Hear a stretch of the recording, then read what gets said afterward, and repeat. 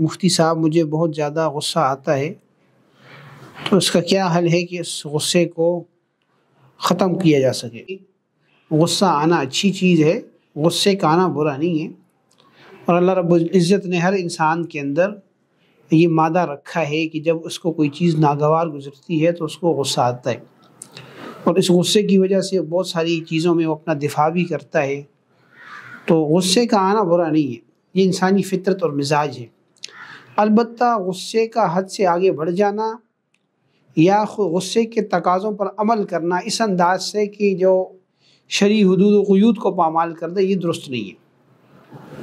اس لیے غصہ آئے تو غصے کو کنٹرول کرنا ہے، اور کوشش کرنی ہے کہ غصے میں کوئی ایسا کام نہ ہو جس سے اللہ تعالیٰ ناراض ہو جائے۔ باقی غصے کو مختلف طریقوں سے کنٹرول کیا جا سکتا ہے، مثلا احادیث کے اندر مختلف چیزیں بیان کی گئی ہیں۔ ایک موقع پہ جناب نبی کریم صلی اللہ علیہ وسلم نے اعوذ باللہ بتائی کہ کوئی جس کو غصہ آ جائے تو اعوذ باللہ من الشیطان الرجیم پڑھ لیں، جیسے کہ روایت میں آتا ہے کہ دو شخص آپس میں لڑ رہے تھے اور جناب نبی کریم صلی اللہ علیہ وسلم موجود تھے۔ آپ نے دیکھا کہ ایک کو غصہ آ گیا، تو آپ نے فرمایا کہ میں ایک ایسا کلمہ جانتا ہوں کہ اگر یہ اس کو کہہ دے تو اس کا غصہ ختم ہو جائے گا، اور پھر آپ نے وہ کلمہ بتایا اعوذ باللہ من الشیطان الرجیم۔ تو اعوذ باللہ بھی پڑھ لینی چاہیے جس وقت انسان کو غصہ ہے، یہ ایک طریقہ ہے۔ اسی طرح ایک حدیث میں آتا ہے کہ جو غصہ ہے وہ شیطان کی طرف سے ہے، اور شیطان کو آگ سے پیدا کیا گیا ہے، اور آگ کو پانی کے ذریعے بجھایا جاتا ہے۔ لہذا جب تم میں سے کسی شخص کو غصہ آ جائے فَإِذَا غَضِبَ أَحَدُكُمْ فَلْيَتَوَضَّأْ، کہ جب تم میں سے کسی کو غصہ آ جائے تو وہ وضو کر لے۔ تو یہ دوسرا طریقہ ہے کہ جب غصہ نہیں ٹھنڈا ہو رہا تو اس کو جو ہے وہ وضو کر لیا جائے، اس سے غصہ ختم ہو جائے گا۔ اور ایک طریقہ حدیث میں یہ بھی بیان کیا گیا ہے کہ جب انسان کو غصہ آ جائے تو فَلْيَلْتَصِقْ بِالْأَرْضِ، زمین کے ساتھ چمٹ جائے۔ اس کی تشریح کی ہے کہ غصے کے وقت اگر کھڑا ہے تو بیٹھ جائے، بیٹھا ہوا ہے تو لیٹ جائے، تو اس سے بھی غصہ جو ہے وہ بڑی حد تک ختم ہو جاتا ہے، کم ہو جاتا ہے۔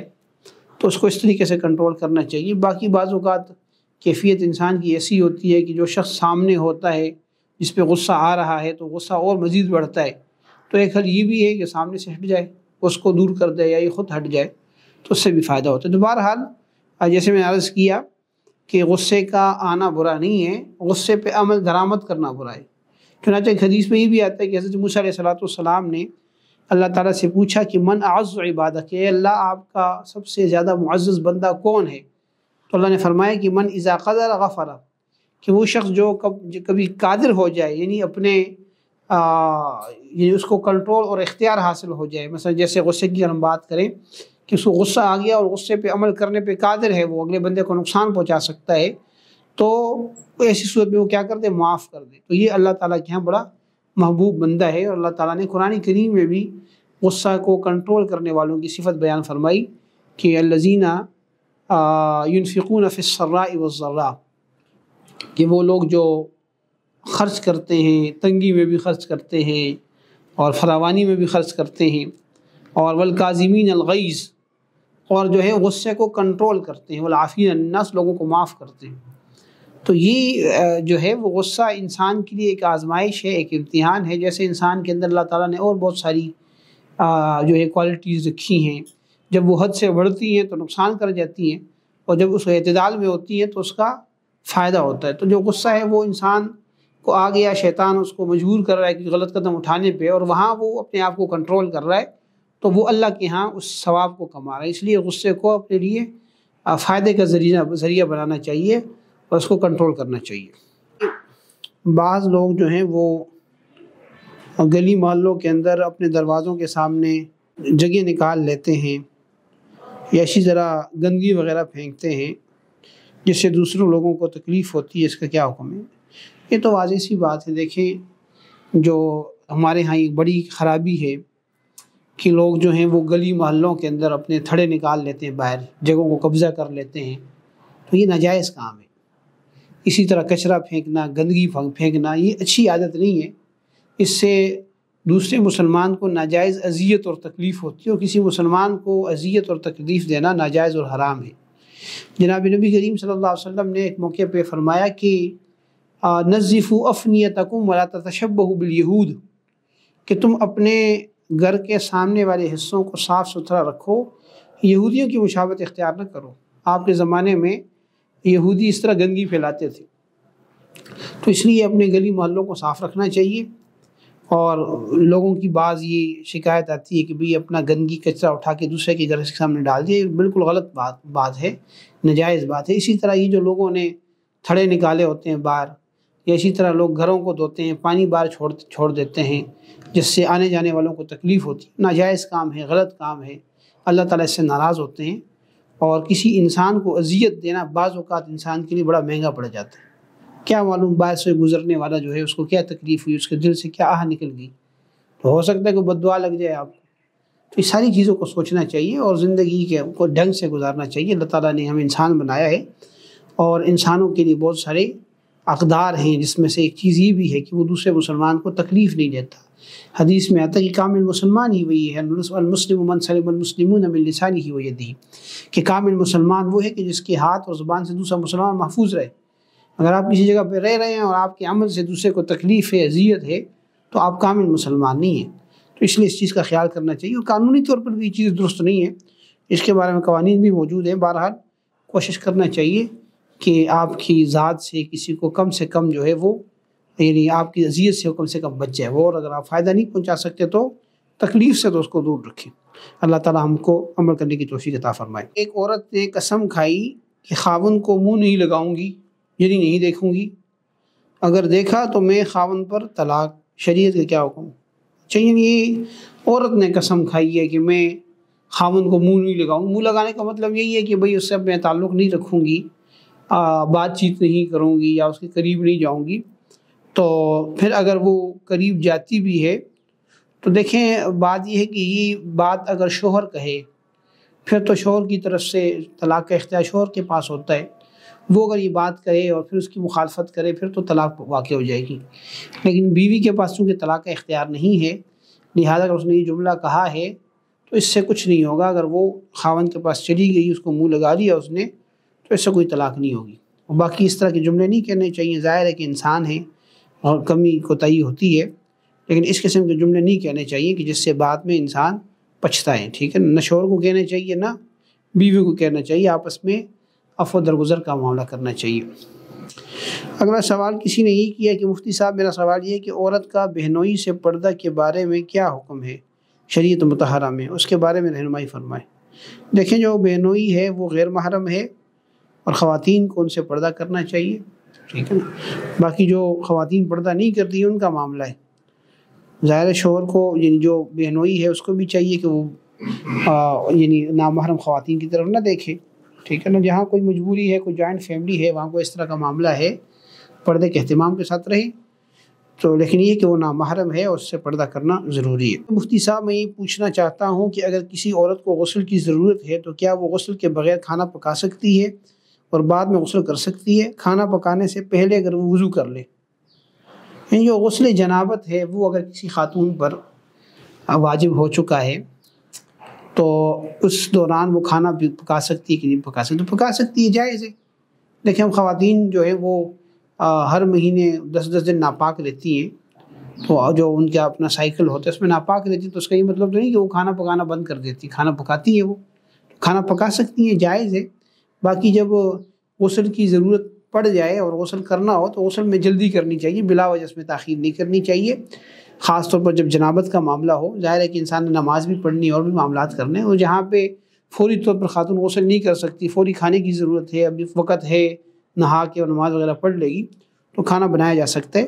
البتہ اس میں بہتر یہی ہے کہ جب غسل جنابت فرض ہو اور فوری موقع نہ ہو تو اس صورت میں وضو کر لینا بہتر ہے۔ جیسے سوال والے نے پوچھا تو وضو کر لینا چاہیے، بعد میں جب غسل کا موقع ہو تو غسل کر لے۔ عورت کا اپنے گھر سے مسجد کی باجماعت نماز میں شریک ہو کر نماز ادا کرنا کیسا ہے؟ امام کی مکمل آواز گھر تک پہنچتی ہے؟ یعنی پوچھنے والے کا مقصد یہ ہے کہ ان کا گھر قریب ہوگا مسجد کے اور اسپیکر وغیرہ سے آواز آ رہی ہوگی، تو کیا اس آواز کی اقتداء کرتے ہوئے خاتون گھر میں جماعت سے نماز پڑھ سکتی ہے کہ نہیں پڑھ سکتی؟ تو اس کا جواب ہے کہ نہیں پڑھ سکتی۔ کیوں نہیں پڑھ سکتی؟ اس کی کئی ساری وجوہات ہیں۔ ایک وجہ تو یہ ہے کہ جو جماعت کی نماز ہے اس کے لیے ایک بنیادی شرط یہ ہے کہ امام اور مقتدی کا مکان ایک ہو، جگہ ایک ہو، یا اس جگہ کے ساتھ اتصال ہو۔ یہ جگہ کا مطلب یہ ہے کہ جیسے مقتدی ہم لوگ جاتے ہیں مسجد کے اندر، امام بھی مسجد کے اندر ہوتا ہے، تو ایک ہی جگہ ہوتی ہے، ایک ہی مکان ہوتا ہے، وہاں ہم نماز پڑھ رہے ہوتے ہیں۔ اور کبھی اگر جگہ تنگ پڑ جائے اور لوگ باہر کی طرف کھڑے ہوں، جیسے عام طور پہ جمعوں میں ہوتا ہے کہ لوگ رستوں میں پارکس میں کھڑے ہو جاتے ہیں، تو اس صورت میں اقتداء تب درست ہوگی کہ جب وہ صفوں کا تسلسل ہو، پیچھے تک اتصال ہو، بیچ میں کوئی ایسی خلا نہ ہو، کوئی بڑی جگہ خالی نہ ہو۔ تو اگر اس انداز سے ہو تو پھر نماز درست ہوتی ہے۔ دوسری اہم بات یہ سمجھ لیں کہ جو خواتین ہیں، جب کوئی آدمی نماز پڑھا رہا ہو، اس کے پیچھے خاتون کھڑی ہو، تو امام کے لیے ضروری ہوتا ہے کہ وہ خواتین کی امامت کی نیت کرے، یا وہ یہ نیت کرے کہ میں ان خواتین کا بھی امام ہوں۔ اگر وہ یہ نیت نہیں کرے گا تو اس کے پیچھے خواتین کھڑی ہوں گی، نماز نہیں ہوگی، چاہے وہ مسجد کے اندر ہی کیوں نہ ہو۔ تو اس وجہ سے یہ جو سوال کیا گیا ہے، اس میں ظاہر ہے کہ دونوں صورتیں نہیں ہیں، تو اس لیے نماز درست نہیں ہوگی۔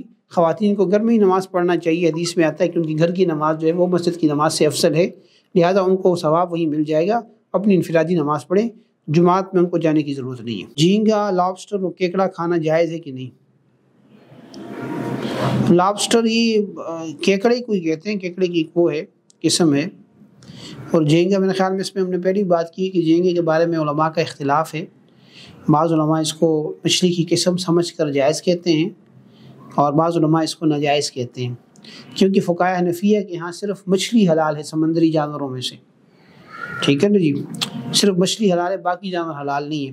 اس لیے جو باقی چیزیں کیکڑا ہے، لابسٹر ہے، یہ حلال نہیں، اس کو نہیں کھا سکتے آپ۔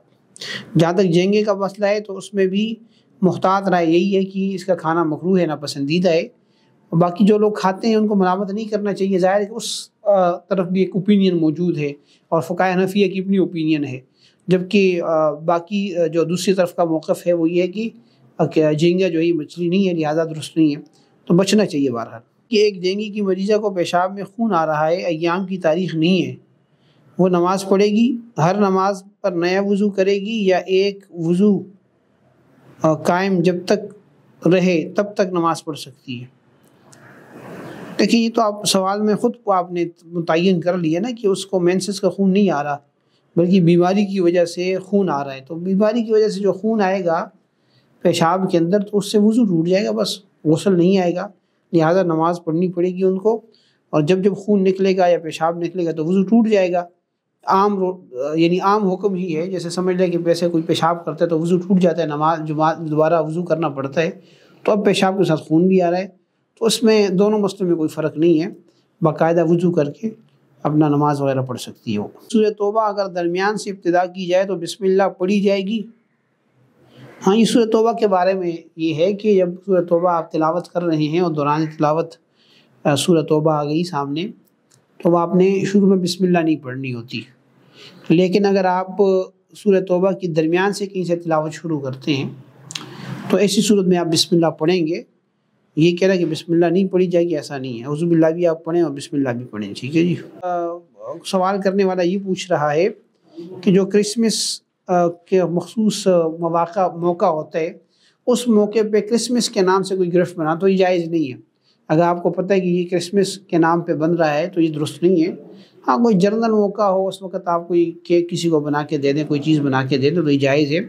برتھ ڈے کا جہاں تک معاملہ ہے تو برتھ ڈے فی نفسی ہی منانے کے اندر تفصیل ہے، اگر وہ اس میں کوئی غیر شرعی بات نہیں ہے تو جائز ہے، تو اس لیے آپ اس کے کیک بنا سکتے ہیں۔ باقی وہ برتھ ڈے میں کیا کرتے ہیں کیا نہیں کرتے وہ آپ کا معاملہ نہیں ہے، وہ آپ کر سکتے ہیں، ٹھیک ہے، چاہے وہ آپ کیک بنا کے دیں، چاہے اس کیک پیکنگ کریں، یا اس کو کوئی آپ ڈیکوریشن کریں، یہ سب آپ کے لیے جائز ہوگا۔ مفتی صاحب، ایک خاتون نے عمرے کی ادائیگی کے بعد بالوں کی ایک لٹ 1 انچ کاٹی اور احرام کھول دیا، تو اب ان کے لیے کیا حکم ہے؟ یعنی سوال کرنے والے کا مقصد بظاہر یہ ہے کہ عمرے کے تمام افعال مکمل ہو چکے ہیں اور اب بال کاٹنے کی نوبت آ گئی، بال کاٹ دیے اور احرام کھول دیا۔ دیکھیں، بال کٹنے سے احرام کھل گیا خود ہی، البتہ بال کتنے کاٹتے ہیں یہ بات اہم ہے۔ دیکھیں، احرام کے اندر جب آپ احرام سے نکلیں گے آپ نے تمام اپنے افعال کی ادائیگی کر دی جو عمرے سے متعلق تھی، جس کے لیے احرام ضروری تھا، تو اب آپ نے پورے سر کے کم سے کم 1/4 کے برابر بال کاٹتے ہیں، اور کم سے کم وہ 1 انچ کے بقدر ہوں۔ تو اگر خاتون اپنا ایک لٹ پیچھے سے پکڑ کے کاٹ رہی ہے، اگر وہ اتنا بنتا ہے، عام طور پہ اتنا بن جاتا ہے کہ جو 1/4 کے برابر ہوتا ہے، تو اس لیے وہ اس کا احرام خود بخود کھل گیا، اور اس کے بعد احرام کی پابندیاں ختم ہو گئی کہ صاحب خاتون نے خوشبودار صابن استعمال کر لیا لٹ میں سے بال کاٹ کر، یعنی بال کٹنے کے بعد یہ سمجھ کر کہ اب وہ احرام کھول سکتی ہے، تو کیا اس صورت میں دم دینا ہوگا یا کوئی اور حکم ان کے لیے؟ دیکھیں، بات یہی ہے کہ جب آپ نے تمام افعال ادا پورے کر لیے اور اس کے بعد آپ نے بال کاٹ لیے، جس کی تفصیل میں نے بتا دی ہے، کم سے کم 1/4 کے برابر پورے سر میں سے، تو اب آپ کا احرام ختم ہو گیا۔ اب آپ صابن استعمال کریں، خوشبو لگائیں، سب جائز ہے، اس میں کوئی دم نہیں آئے گا۔ محترم استاد صاحب، آج کے حساب سے شرعی حق مہر کی رقم کتنی بنتی ہے؟ یہ جو سوال عام طور پہ لوگ کرتے ہیں کہ شرعی حق مہر کتنا ہے، یہ بات یاد رکھیں کہ شریعت نے مہر کی کوئی خاص مقدار نہیں رکھی۔ مہر جو ہے وہ کم سے کم، اس کے بارے میں یہ تفصیل آتی ہے کہ 10 درہم سے کم نہیں ہونا چاہیے۔ درہم سے مراد وہ یہاں جو چاندی کا کوئن ہے جو ابتدائی زمانوں میں ہوتا تھا، وہ مراد ہے۔ اس کی اگر جنرلی کیلکولیشن کی جائے، جیسے ابھی نومبر کا مہینہ چل رہا ہے 2025 کا، تو جیسے آج 16 تاریخ ہے میرے خیال میں، تو آج کے حساب سے اگر ہم اس کو کیلکولیٹ کریں تو یہ 10,000 سے اوپر بنیں گے۔ اب ایگزیکٹ کیلکولیشن کرنی پڑے گی، تو لیکن اس سے زیادہ کتنا ہونا چاہیے، اس میں شریعت نے کوئی حد نہیں لگائی، کوئی پابندی نہیں لگائی۔ جو شوہر ہے اس کی حیثیت کے مطابق ہی مہر رکھنا چاہیے۔ بہت زیادہ مہر رکھنا یہ بھی پسندیدہ نہیں ہے، اور اتنا کم کر دینا جس سے عورت کی کوئی وقت نہ رہے، یہ بھی پسندیدہ نہیں ہے۔ تو اعتدال سے چلنا چاہیے۔ باقی جو جناب نبی کریم صلی اللہ علیہ وسلم کی ازواج مطہرات کا اکثر مہر تھا، یا حضرت فاطمہ رضی اللہ عنہا کا مہر تھا، جس کو مہر فاطمی بھی کہتے ہیں، وہ 500 درہم تھا۔ اس میں روایت کا اختلاف ہے، لیکن وہ 500 درہم تھا۔ وہ آج کل کے حساب سے کوئی 2.5 لاکھ کے روپے کے لگ بھگ بن جائیں گے۔ بہرحال وہ بھی شرعی مہر نہیں ہے، اس کو مہر فاطمی کہتے ہیں۔ اور عام طور پر ہمارے یہاں کتابوں میں جیسے لکھا ہوتا ہے کہ 32 روپے یا اتنے روپے، وہ پرانی کتابوں میں بعض جگہوں پہ اس کا تعین کر دیا جب اچھا وقت تھا، پیسوں کی ویلیو زیادہ تھی، تو اب بھی لوگ وہ رکھ رہے ہوتے ہیں، حالانکہ غلطی ہوتی ہے۔ وہ اس حساب سے انہوں نے اگر کیلکولیشن کی ہے 500 درہم کی یا 10 درہم کی، تو وہ اس وقت کے حساب سے، جیسے میں نے بھی بات کی ہے، تو اب یہ بات اگر 10 سال 20 سال بعد آپ سنیں گے تو آپ کو لگے گا یہ بہت کم ہے، لیکن ظاہر ہے کہ وہ اس لیے میں نے تاریخ مینشن کر دی اس کے اندر۔ تو بہرحال جیسے کہ عرض کیا کہ شرعاً کوئی حق مہر مقرر نہیں ہے، اپنی حیثیت کے مطابق رکھنا چاہیے۔ شوہر کے اوپر بھی بہت بوجھ نہیں ڈالنا چاہیے، بعض علاقوں میں بہت زیادہ بوجھ ڈال دیتے ہیں، اتنا بوجھ کہ اس کے لیے شادی مصیبت بن جاتی ہے، اور بعض اوقات شادی کرنے کے بعد پھر طلاق کا معاملہ آتا ہے، وہاں پہ بھی مسائل کھڑے ہو جاتے ہیں، شوہر طلاق دے کے مکر جاتا ہے کہ اتنا مہر میں نے رکھا وہ دینا پڑے گا، تو یہ ساری خرابیاں اسی وجہ سے آتی ہیں۔ تو اپنی حیثیت کے مطابق حق مہر جو ہے وہ رکھنا چاہیے۔ السلام علیکم ورحمۃ اللہ وبرکاتہ۔ کسی طالب علم کی فیس کی ادائیگی کے لیے زکوٰۃ دی جائے تو طالب علم کو مالک بنانا ضروری ہے، یا طالب علم کو بتا کر ادارے کو دے سکتے ہیں؟ دیکھیں، اصل میں زکوٰۃ کا معاملہ جو ہے اس میں یہ ہے کہ آپ زکوٰۃ کی رقم کسی مستحق کی زکوٰۃ کو مالک بنا کر دیں، ٹھیک ہے نا۔ مالک بنانے کا مطلب یہ ہے کہ آپ اس کے ہینڈ اوور کریں، اس کے بعد وہ جو مرضی کر لے۔ تو اس کا سب سے بہتر طریقہ تو یہی ہے کہ آپ طالب علم کو پیسے دیں، اس کو کہ اپنی فیس ادا کر دیں۔ لیکن اگر آپ طالب علم کے بہاف پہ دینا چاہتے ہیں اور طالب علم بھی اجازت دے دے کہ بھئی ٹھیک ہے آپ میری بہاف پہ میری فیس فلاں جگہ پہ جمع کر دیں، اور آپ جمع کر دیتے ہیں، تو اس طرح سے بھی زکوٰۃ ادا ہو جائے گی۔ شرط یہ ہے کہ وہ طالب علم مستحق زکوٰۃ ہو۔ سوال کسی نے یہ پوچھا ہے کہ اگر احرام کی حالت میں بھول کر کسی عورت نے سر میں کنگھی کر لی تو اس صورت میں صدقہ دینا ہوگا یا دم دینا ہوگا؟ دیکھیں، اصل تو یہ ہے کہ بال کاٹ دیے اور پھر اس صورت میں تفصیل ہے۔ اگر کنگھی کی ہے، اس میں 1-2 بار گر گئے ہیں، تو اس سے کوئی پریشان ہونے کی ضرورت نہیں ہے۔ ایسی صورت میں کچھ بھی لازم نہیں ہوگا۔ اگر 2-4 بال کٹ گئے ہیں یا گر گئے ہیں تو ایسی صورت میں تھوڑا بہت صدقہ کر دینا چاہیے، دم وغیرہ سے نہیں آئے گا۔ سوال یہ ہے کہ اگر قبر پہلے پکی ہو تو کیا دوبارہ کچی کروائی جا سکتی ہے، یعنی ماربل اتروا دے درمیان سے تو کچی ہوتی ہے، چاروں طرف مٹی لگوا دیں، اب اس میں کوئی حرج تو نہیں ہے۔ لیکن قبر کو پختہ کرنا تو جائز نہیں ہے، اور کوئی پہلے پختہ کر چکا ہے، اب اس کو مسئلہ معلوم ہو گیا، اب اس کو اتروا رہا ہے، اور اتروانے میں بھی کوئی کسی قسم کی لوگوں میں انتشار پیدا نہیں ہو رہا، جیسے کوئی قریبی، کسی کا قریبی رشتہ دار ہے، کوئی باپ ہے، بیٹا ہے، اس کو پتہ ہے کہ میں جو بھی کروں گا کوئی مجھ سے تعارض نہیں کرے گا، کوئی چھیڑ چھاڑ نہیں کرے گا، تو ٹھیک اتروا دے۔ لیکن جہاں پہ اس کا شبہ ہو، جیسے کوئی باپ دادے کی قبر ہے، اس کو اتروائیں گے تو اس کی اولاد اتنی ساری ہے، کوئی اعتراض کرے گا اور خواہ لڑائی جھگڑا پیدا ہوگا، تو پھر اس کو چھوڑ دینا چاہیے۔ بس جو غلطی ہوگی اس پہ توبہ استغفار کریں اور آئندہ اس سے بچیں۔ سوال یہ ہے کہ مفتی صاحب، ایک خاتون کا سوال ہے کہ آج صبح صادق 4:36 تھا، سحری 4:37 پر ختم کی، تو کیا روزہ ہو جائے گا؟ دیکھیں، یہ تو آپ نے خود ہی تعین کر دیا کون سا علاقہ ہے آپ کا، بہرحال اس سے قطع نظر اگر صبح صادق کا وقت ختم ہو گیا، اس کے بعد آپ کھا پی رہے ہیں، تو ظاہر ہے دن شروع ہو گیا ہے، دن کے وقت کھانا پینے سے تو روزہ نہیں ہوگا۔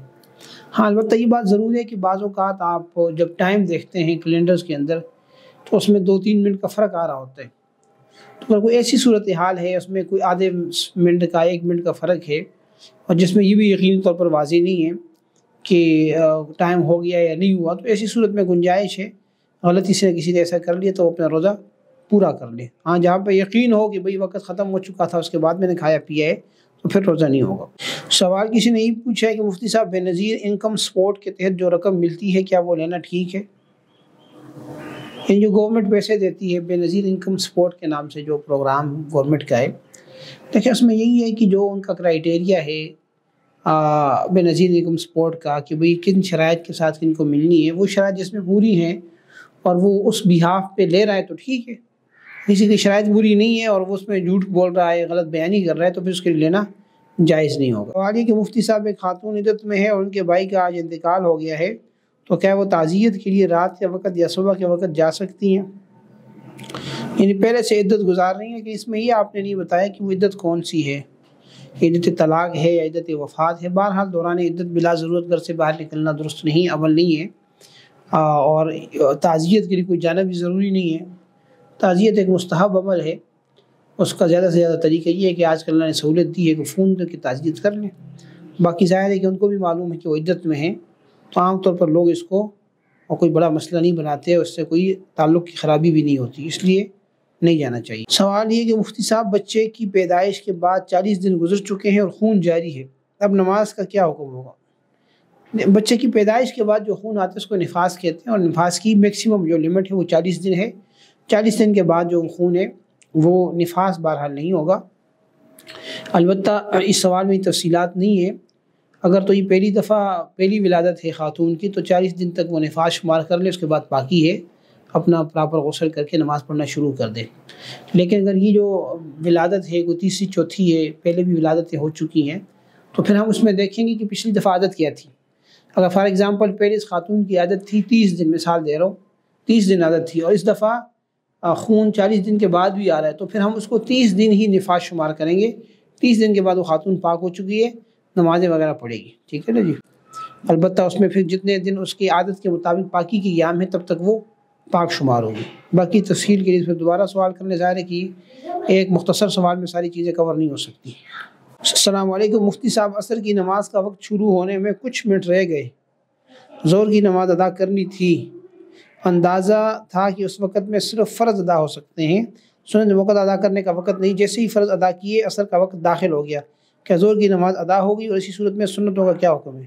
یہ بڑا اچھا سوال کیا ہے کہ جو بعض اوقات انسان کسی وجہ سے بر وقت نماز نہیں پڑھ سکتا اور وقت بہت کم رہ جاتا ہے، تو ایسی صورت میں کیا کریں؟ دیکھیں، ایسی صورت میں یہی ہے کہ اگر وقت تنگ ہے اور آپ اس میں صرف فرض پڑھ سکتے ہیں تو آپ صرف فرض پڑھیں، سنتیں چھوڑ دیں۔ ایسا نہیں ہے کہ آپ سنتوں میں لگ جائیں اور آپ سے وقت نکل جائے اور پھر آپ فرض نماز جو ہے وہ قضا ہو جائے، یہ جائز نہیں ہوگا۔ چاہے یہ کسی بھی نماز کا وقت ہو، جہاں وقت تنگ ہے اس میں صرف فرض ادا ہو سکتے ہیں، تو ایسی صورت میں آپ فرض ہی ادا کریں، سنتیں چھوڑ دیں۔ البتہ اگر آپ نے نماز شروع کی، اس میں اس وقت بھی اضافہ کر دیتا ہوں ایک بات مزید کا، کہ اگر آپ نے نماز شروع کر دی، وقت آخر میں ہے اور کچھ وقت جیسے ظہر کی نماز آپ نے شروع کی اور ابھی نماز کا وقت تھا لیکن ابھی نماز ختم نہیں کی کہ عصر کا وقت داخل ہو گیا، تو ایسی صورت میں آپ کی نماز ہو جائے گی۔ جب آپ نے شروع ظہر میں کی ہے، عصر میں ختم کر لی تو نماز آپ کی ادا ہو جائے گی، اور یہ حکم تمام نمازوں کے لیے۔ السلام علیکم مفتی صاحب، ایک خاتون کی 6 سال کی، اچھا 1 سال یعنی 2 بچے ہیں اس کے، ایک 6 سال کا ہے ایک 4 سال کا ہے، دونوں کو اکٹھا عقیقہ کرنا چاہتی ہے، چھوٹی سی تقریب رکھ کر رشتہ داروں کو بلا کر کھلا دوں، باقی جو بچے کا وہ غربا میں تقسیم کر۔ ٹھیک ہے، آپ رشتہ داروں کو کھلائیں، رشتہ دار بھی اللہ کے بندے ہیں، عقیقہ آپ دونوں بچوں کا ایک ساتھ کر سکتے ہیں، اس میں کوئی حرج نہیں ہے، اور کھانا کھلا کے اس کے بعد آپ گوشت کچا تقسیم کریں، پکا کے تقسیم کریں، رشتہ داروں کو کھلائیں، غریبوں کو کھلائیں، سب جائز ہے۔